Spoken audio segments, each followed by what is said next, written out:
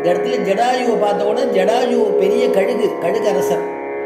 ஜடாயு கேட்கிறார் ராமனை பார்த்து, ராமா நீ யாரு, நீ ராமான்னு தெரியாது, முதல்ல யாருப்பா நீ? இந்த புள்ள உன்னை பார்த்தா தசரதன் புள்ள மாதிரி தெரியுது அப்படின்னு விசாரிக்கிறாராம்.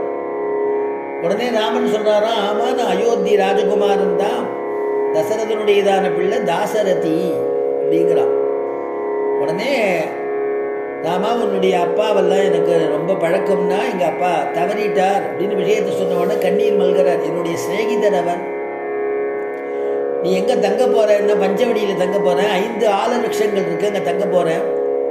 ஆச்சரியமான கோதாவரி நதி ஓடுறது, அங்கே ஸ்நானம் அனுஷ்டானம் பண்ணுறதுக்கு சௌகரியமாக இருக்கும்னு எல்லாம் சொல்ல, சரி நீ அங்கே இருந்துருப்பா, எப்போ உதவி வேணுனாலும் நீ என்னை கூப்பிடலாம், இந்த மரத்தில் தான் இருப்பேன், எப்போ வேணாலும் உனக்கு உபகாரம் பண்ணுறேன், என்னுடைய நீ பிள்ளை போல, சீதம்மா என்னுடையதான நாட்டு பெண் போல அப்படின்னு சொல்கிறார்.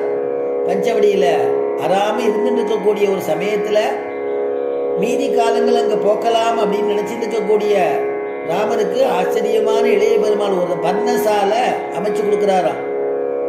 ராமன் சந்தோஷப்பட்டு, எப்படிப்பா இது மாதிரி அமைச்சு கொடுத்த, எங்கே சயன கிரகம் இருக்கணுமோ அங்கே சயன கிரகம், எங்கே அக்னி மூலையிலையோ அங்கே தளிகை பண்ணுற மடப்பள்ளி, ஆச்சரியமான அனுஷ்டானம் பண்ணுறதுக்கு இடம் எல்லாம் பண்ணி கொடுத்துருக்கியே, ரொம்ப அழகாக பண்ணியிருக்கியே.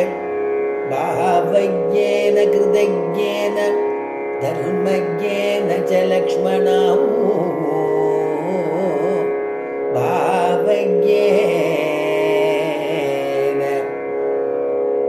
தர்மஜ்ஞேன ச லக்ஷ்மணா.